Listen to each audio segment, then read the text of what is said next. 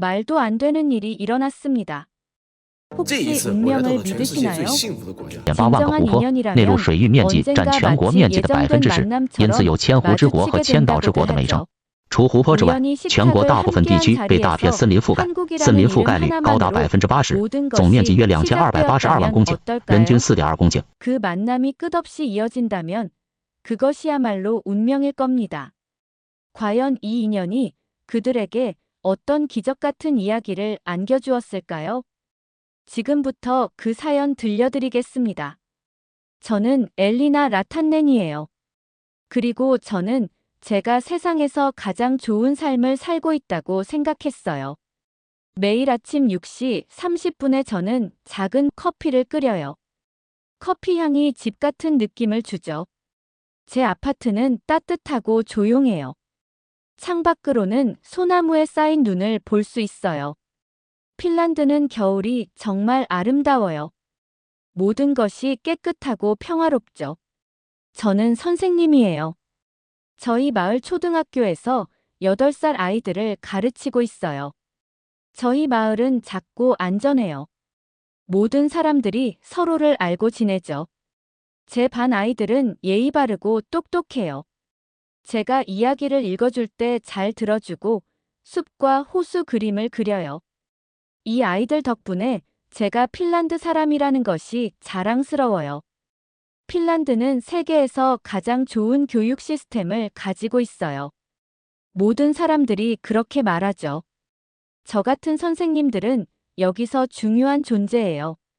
사람들이 저희를 존중해주고 좋은 급여와 긴 휴가도 받을 수 있어요. 여름에는 호숫가에 있는 저희 가족 별장에 가서 수영도 하고 책도 읽으며 행복한 시간을 보내요. 저는 항상 핀란드가 완벽하다고 믿었어요. 저희 정부는 모든 사람을 돌봐주죠. 사람들이 아프면 의사가 무료로 치료해주고 나이가 들면 생활비를 지원받을 수 있어요. 아이들이 학교에 가야 하면 교육비는 전혀 들지 않아요. 이것이 핀란드 방식이고 이것이 제가 저희 나라를 사랑하는 이유였어요. 하지만 어느 화요일 저녁 모든 것이 바뀌었어요. 저는 부엌 식탁에서 숙제를 채점하고 있었는데 아빠가 소리를 지르는 걸 들었어요. 아빠는 62세이시고 집을 짓는 일을 하세요. 아빠의 손은 항상 바쁘고 항상 일하고 있어요. 하지만 그날 밤 아빠의 손은 얼굴을 감싸며 떨리고 있었어요. 이가 아파. 아빠가 말씀하셨어요. 목소리가 작고 무서워하는 것 같았어요. 너무 아파. 저는 아빠가 우시는 걸 본 적이 없었는데 그날 밤 아빠의 뺨에는 눈물이 흘러내리고 있었어요. 아픔이 너무 심해서 저녁도 드실 수 없었고 잠도 주무시지 못했어요. 부러진 새처럼 턱을 감싸고 집안을 걸어 다니셨어요. 다음 날 아침 저는 공공치과 클리닉에 전화를 걸었어요.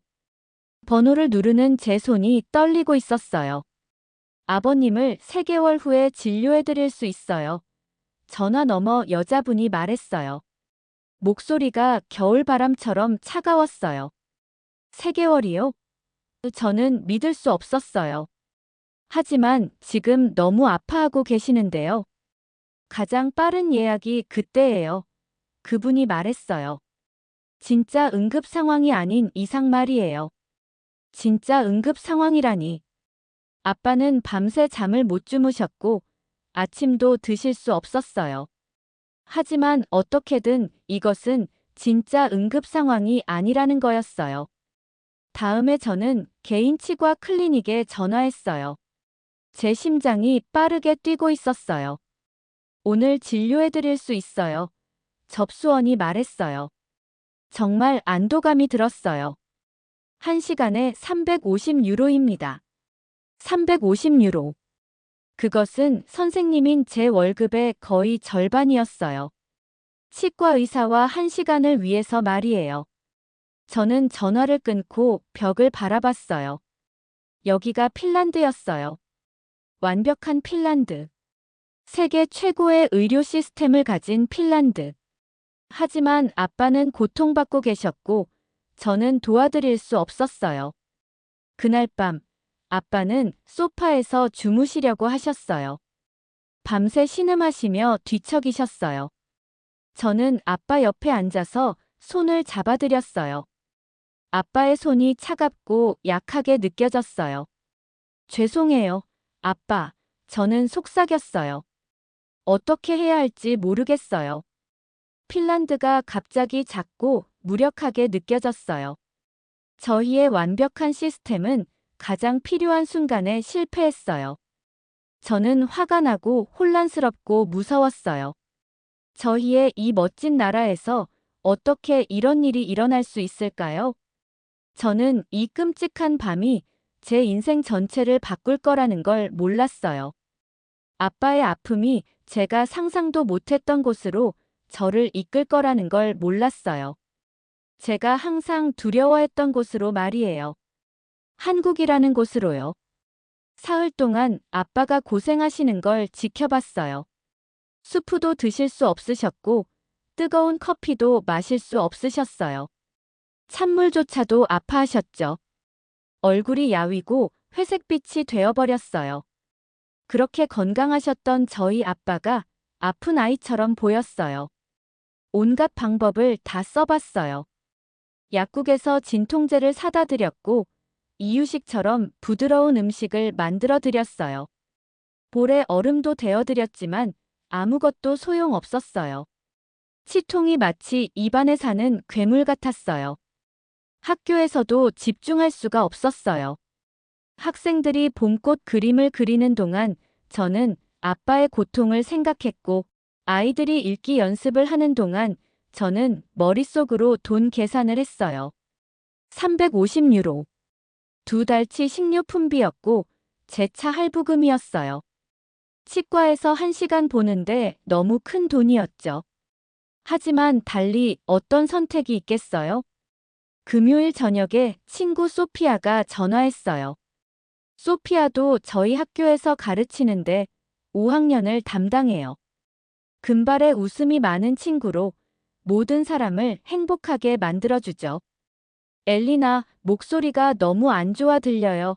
소피아가 말했어요. 내일 저녁에 저랑 같이 저녁 먹어요. 제 남자친구 에릭이랑 만나보세요. 어디든 나가고 싶지 않았어요. 집에 있으면서 아빠를 돌보고 싶었거든요. 하지만 소피아는 안 된다는 답을 받아주지 않았어요. 밖에 나가야 해요. 소피아가 말했어요. 집에서 걱정만 하는 것은 아버님께 도움이 안 돼요.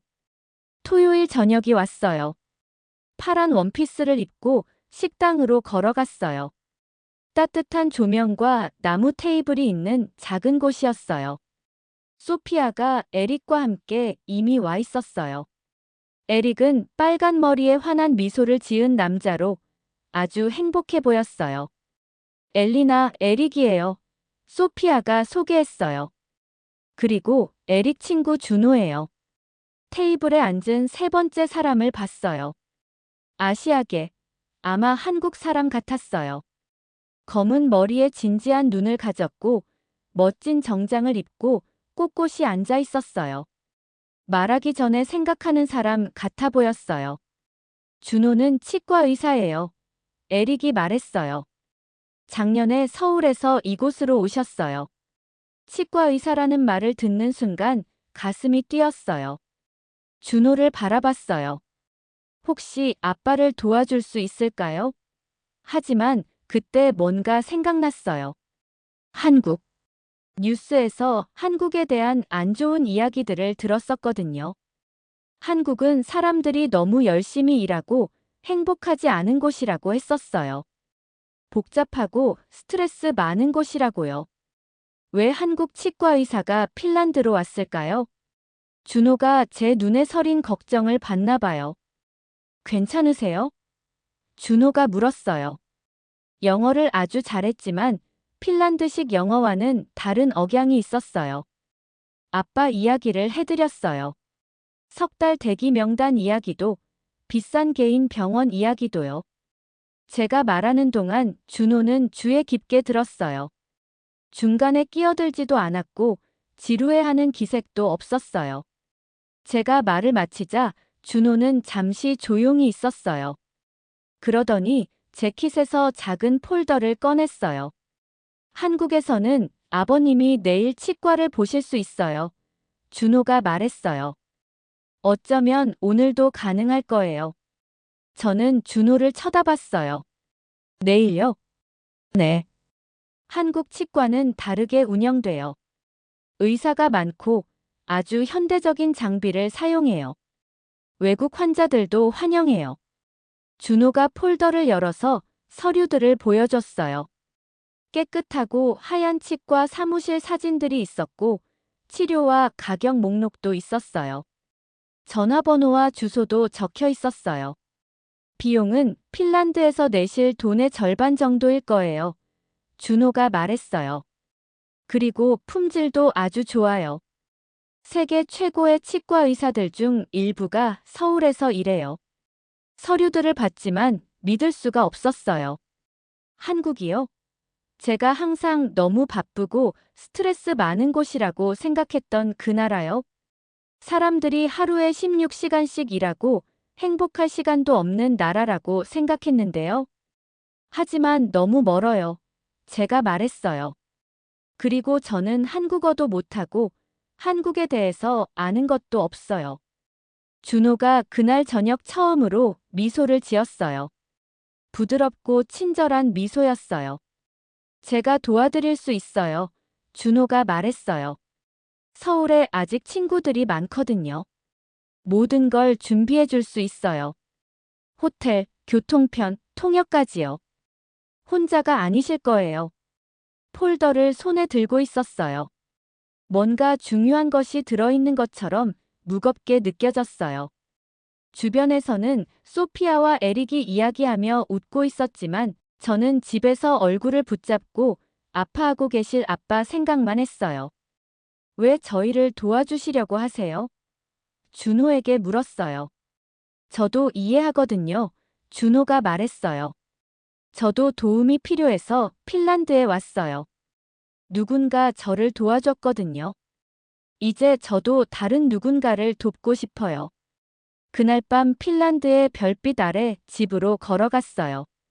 폴더를 코트 안에 가슴 가까이 품고 있었어요. 아빠 생각을 했고 한국 생각을 했어요. 준호의 친절한 눈과 부드러운 미소를 생각했어요. 어쩌면 한국이 제가 생각했던 그런 곳이 아닐지도 몰라요. 어쩌면 제가 많은 것들에 대해 틀렸을지도 몰라요. 어쩌면 때로는 가장 예상치 못한 곳에서 답이 나올지도 모르죠. 아빠의 치아는 나아졌지만 저희는 서울에서 일주일을 더 머물러야 했어요. 치과 의사가 아빠의 회복 상태를 확인하고 치료를 마무리하고 싶어 했거든요.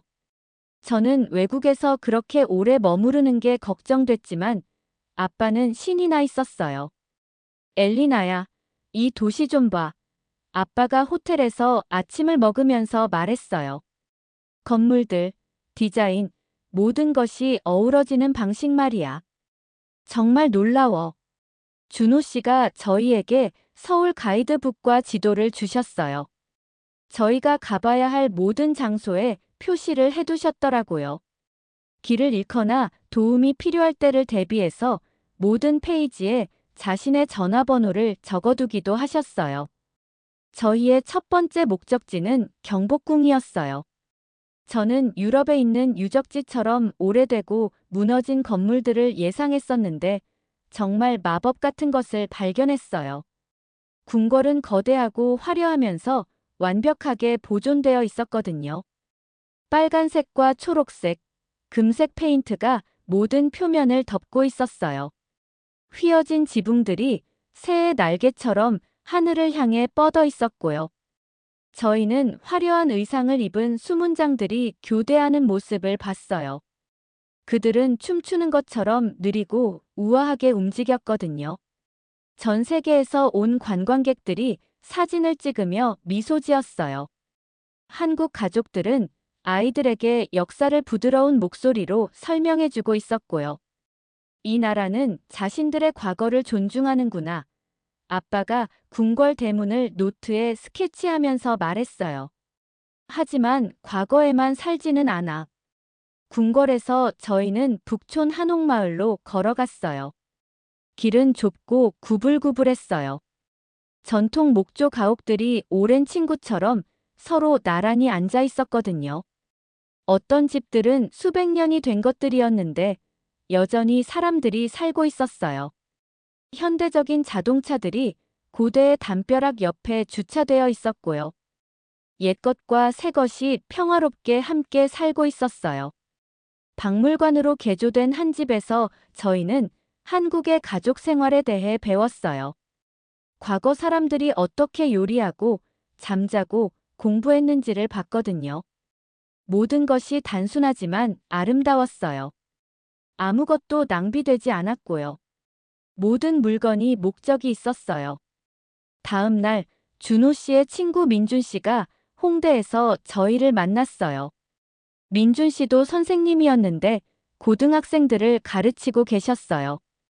둥근 얼굴에 두꺼운 안경 너머로 친절한 눈을 하고 계셨거든요. 홍대는 젊은 사람들이 재미있게 놀러 오는 곳이에요. 민준 씨가 번화한 거리를 걸으면서 설명해 주셨어요. 그 지역은 에너지로 가득했어요. 거리 음악가들이 기타를 치며 노래를 불렀어요. 예술가들은 지나가는 사람들의 초상화를 그려주고 있었고요. 음식 장수들은 천국 냄새가 나는 떡과 붕어빵을 팔고 있었어요. 대학생들은 카페에 앉아서 공부하며 친구들과 웃고 있었고요. 하지만 저를 가장 놀라게 한 것은 모든 사람이 얼마나 정중한지였어요. 붐비는 거리에서도 사람들은 서로 부딪히면 죄송해요라고 말했거든요. 젊은 사람들은 지하철에서 나이 든 분들에게 자리를 양보했어요. 가게 주인들은 손님이 들어오면 인사했고요. 핀란드에서는 저희가 정중하지만 거리감이 있어요. 제가 민준 씨에게 말했어요. 여기서는 사람들이 정중하면서도 따뜻한 것 같아요. 민준 씨가 미소 지으셨어요. 저희는 서로를 돌보는 것을 믿어요. 가족, 친구, 심지어 낯선 사람까지도요. 그게 한국식이거든요. 그날 저녁 민준 씨가 저희를 한강공원으로 데려가 주셨어요. 수백 명의 사람들이 돗자리에 앉아서 치킨을 먹고 맥주를 마시고 있었어요. 가족들은 게임을 했고요. 커플들은 석양을 바라봤어요. 아이들은 바람에 춤추는 연을 날렸고요. 여기가 서울에서 제가 가장 좋아하는 곳이에요. 민준 씨가 말씀하셨어요. 여기서 진짜 한국을 볼 수 있거든요. 일주일 내내 열심히 일하다가 함께 모여서 쉬고 인생을 즐기는 사람들을요. 강가에 앉아 있으면서 저는 한국에 대해 제가 믿고 있던 모든 것들을 생각해 봤어요. 저는 한국 사람들이 항상 스트레스 받고 불행하다고 생각했었거든요. 재미나 가족을 위한 시간이 전혀 없다고 생각했었어요. 한국은 일만 있고 기쁨은 없는 곳이라고 생각했었고요. 하지만 공원을 둘러보면서 다른 것을 봤어요. 열심히 일하지만 쉬는 법도 아는 사람들을 봤거든요. 함께 시간을 보내는 가족들을 봤어요. 젊은 사람과 나이 든 사람들이 같은 공간을 평화롭게 공유하는 모습을 봤고요. 가장 큰 시험은 민준 씨가 모든 것을 바꿔놓은 질문을 했을 때였어요. 엘리나 씨, 한국에서 가르치는 것에 대해 생각해 본 적 있으세요? 제 심장이 빨리 뛰기 시작했어요. 한국에서 가르치기. 그건 불가능해 보였거든요. 저는 핀란드 사람이에요. 핀란드가 제 자리였어요. 제 인생은 핀란드에 있었고요. 서울에 국제학교가 있어요. 민준 씨가 계속 말씀하셨어요. 서구와 아시아 교육을 모두 이해하는 선생님이 필요하거든요. 엘리나 씨 같은 분이 한국 학생들이 새로운 사고방식을 배우는데 도움을 줄 수 있을 것 같아요. 그날 밤, 저는 잠을 잘 수 없었어요. 호텔 창가에 서서 서울의 불빛들을 내다봤거든요. 이 도시는 결코 쉬지 않는 것 같았어요. 자정에도 사람들이 거리를 걸었어요. 식당들은 문을 열고 있었고요. 삶이 계속되고 있었어요. 핀란드에서는 모든 것이 일찍 문을 닫아요. 10시가 되면 거리가 텅 비거든요. 삶이 느리고 조심스럽게 흘러가요. 안전하지만 때로는 지루해요. 여기 한국에서는 삶이 빠르게 움직이지만 목적이 있었어요. 사람들은 열심히 일하지만 열심히 놀기도 했거든요. 전통을 존중하면서도 변화를 받아들였어요. 자신의 꿈을 추구하면서도 서로를 돌봤고요.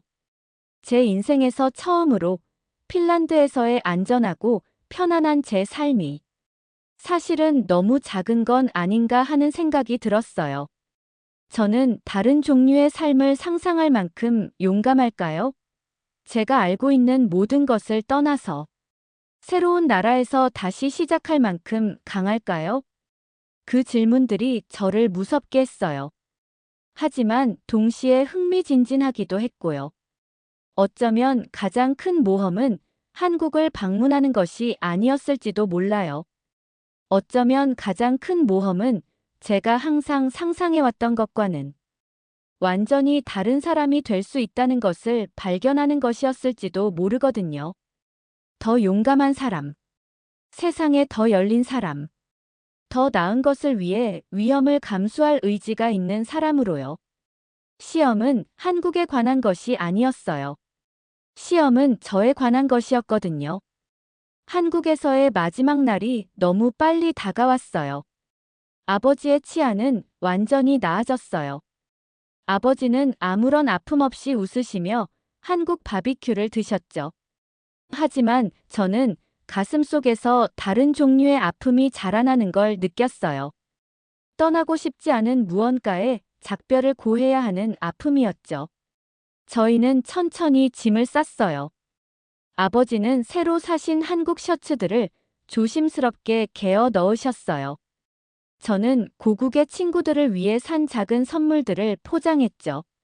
소피아를 위한 차, 제 학생들을 위한 젓가락, 교장 선생님을 위한 전통 한국 부채를 말이에요. 하지만 짐을 싸면서도 계속 민준 씨의 질문이 생각났어요.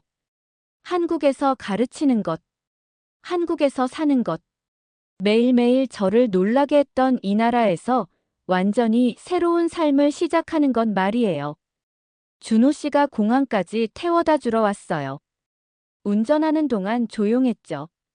아버지는 한국 건축에 대해 이야기하시며 그들의 건축 설계를 공부하고 싶다고 말씀하셨어요. 하지만 저는 그냥 차창 밖으로 지나가는 서울을 바라보며 모든 것을 기억에 남기려고 했어요. 전광판이 달린 넓은 거리들, 유리 마천루 뒤로 솟아오른 산들, 목적은 있지만 여유도 있게 걸어가는 사람들, 현대적인 쇼핑센터 옆에 평화롭게 자리한 오래된 사찰들. 모든 것이 여기서는 균형 잡혀 보였어요. 아무것도 서두르거나 부주의해 보이지 않았죠. 공항에서 준호 씨는 저희 짐 체크인을 도와주셨어요. 탑승권을 잘 받았는지 확인해 주셨죠. 보안 검색 때까지 저희와 함께 걸어가셨어요. 처음부터 끝까지 저희를 도와주신 것처럼 말이에요. 고맙습니다. 아버지가 준호 씨의 손을 잡으며 말씀하셨어요. 제 목숨을 구해주시고 완전히 새로운 세상을 보여주셨어요. 준호 씨가 저를 바라봤어요. 그의 눈은 진지하면서도 부드러웠죠. 다시 오실 건가요? 준호 씨가 물었어요. 저는 즉시 네라고 말하고 싶었어요. 하지만 말이 목에 걸렸어요. 여행으로 다시 오는 것과 정착하러 다시 오는 것은 완전히 다른 일이었으니까요. 무섭고 멋지고 불가능해 보이는 일이었죠. 모르겠어요. 저는 속삭였어요. 준호 씨는 이해한다는 듯 고개를 끄덕였어요. 그리고 작은 봉투 하나를 제게 건네주셨죠. 집에 가서 열어보세요. 준호 씨가 말했어요. 핀란드로 돌아가는 비행은 한국으로 올 때보다 더 길게 느껴졌어요. 아버지는 대부분의 시간을 주무셨는데 이번에는 아픔 때문이 아니라 평안해서였죠. 저는 창밖의 구름들을 바라보며 예전 생활로 돌아가는 상상을 해봤어요. 똑같은 교실에서 똑같은 학생들에게 똑같은 수업을 하는 것. 작은 아파트에서 혼자 커피를 마시는 것. 아무것도 변하지 않고 아무 일도 일어나지 않는 조용한 거리를 똑같이 걸어 다니는 것. 일주일 전만 해도 그런 삶이 안전하고 편안하게 느껴졌어요. 이제는 감옥 같아 보였죠. 헬싱키에 도착했을 때 모든 것이 기억보다 작아 보였어요. 공항도 인천공항에 비해 낡고 지쳐 보였죠. 사람들은 느리게 움직였어요. 표지판들은 핀란드어와 스웨덴어로만 되어 있었고요. 모든 것이 회색빛이고 졸려 보였어요. 아파트로 돌아와서 짐을 풀었어요. 한국 차를 부엌 찬장에 넣었죠. 아버지의 새 셔츠들을 옷장에 걸었어요. 준호 씨가 주신 봉투는 침대 옆 탁자에 올려두었지만 아직 열어보지는 않았어요. 다음 날 아침 학교로 돌아갔어요. 학생들이 제 책상 주위로 모여들어 여행 이야기를 듣고 싶어 했어요. 궁전과 전통마을 사진을 보여줬죠. 한국어로 안녕하세요와 감사합니다를 가르쳐 줬어요. 아이들의 눈이 경이로움으로 크게 떠져 있었어요. 엘리나 선생님, 한국이 좋으셨어요? 제일 똑똑한 학생인 엠마가 물었어요. 간절한 표정의 그 아이를 바라보니 제 마음속 어딘가가 터져 나오는 걸 느꼈어요. 정말 좋았어요. 제가 말했죠. 생각했던 것보다 훨씬 더요. 그날 저녁 드디어 준호 씨의 봉투를 열어봤어요. 안에는 편지와 사진 몇 장이 들어 있었어요. 사진들은 민준 씨가 근무하는 국제학교를 보여주고 있었죠. 여러 나라에서 온 아이들이 함께 공부하고 있었어요. 한국 학생들과 외국 학생들이 같은 운동장에서 놀고 있었고요. 세계 각국에서 온 선생님들이 아이디어를 나누며 함께 새로운 것을 만들어가고 있었어요. 편지는 짧지만 강렬했어요. 엘리나 씨께 이렇게 시작되었어요. 당신은 가르치는 재능과 사람을 이해하는 재능을 가지고 계세요. 한국에는 당신 같은 선생님이 필요해요. 하지만 더 중요한 건 저는 당신에게도 한국이 필요하다고 생각해요. 당신은 아버지를 도우러 여기 오셨지만 어쩌면 자신을 도우러 온 것일지도 모르죠. 학교에서 당신을 모실 수 있다면 행운일 거예요. 저도 당신을 더 알아갈 수 있다면 행운이겠죠. 무엇을 결정하시든 여기에 당신을 믿어주는 친구들이 있다는 걸 알아주세요. 편지를 3번 읽었어요. 그리고 아파트를 둘러봤어요. 모든 것이 떠날 때와 똑같았어요. 같은 가구, 같은 책들, 같은 창밖 풍경. 하지만 저는 완전히 달라져 있었죠. 한국은 제가 용감할 수 있다는 걸 보여주었어요. 새로운 상황과 낯선 장소들을 감당할 수 있다는 것, 저와 다른 사람들과도 친구가 될 수 있다는 것, 다른 사람들을 도우면서 동시에 제 자신도 성장시킬 수 있다는 걸 말이에요. 가장 중요한 건 한국이 안전하고 편안한 것과 행복하고 생동감 있는 것이 같지 않다는 걸 보여주었다는 거예요. 다음 주에 서울국제학교 교장 선생님께 전화를 드렸어요. 번호를 누를 때는 손이 떨렸지만 말할 때는 목소리가 확고했어요. 3개월 후, 저는 서울의 새로운 교실에 서 있었어요. 한국 아이들과 미국, 영국, 브라질에서 온 아이들이 원형으로 배치된 책상에 앉아 있었죠. 벽에는 각 학생의 출신지를 핀으로 표시한 세계 지도를 걸어 놓았어요. 첫 수업날 준호 씨가 제 교실을 방문했어요. 세계 각지의 다양한 눈에 대해 가르치는 저를 지켜봤죠. 아이들이 새로운 걸 배울 때 얼굴이 환해지는 모습을 보셨어요. 수업이 끝난 후 복도에서 저를 기다리고 계셨어요. 행복하세요? 준호 씨가 물었어요. 저는 제 교실을 돌아봤어요. 창문을 통해 멀리 서울의 산들이 보였어요. 한국 가족들이 학교 마당을 걸어다니며 이야기하고 웃고 있었죠. 모든 것이 정확히 맞는 느낌이었어요. 집에 왔어요. 제가 말했죠. 태어난 집이 아니라 제가 선택한 집이요.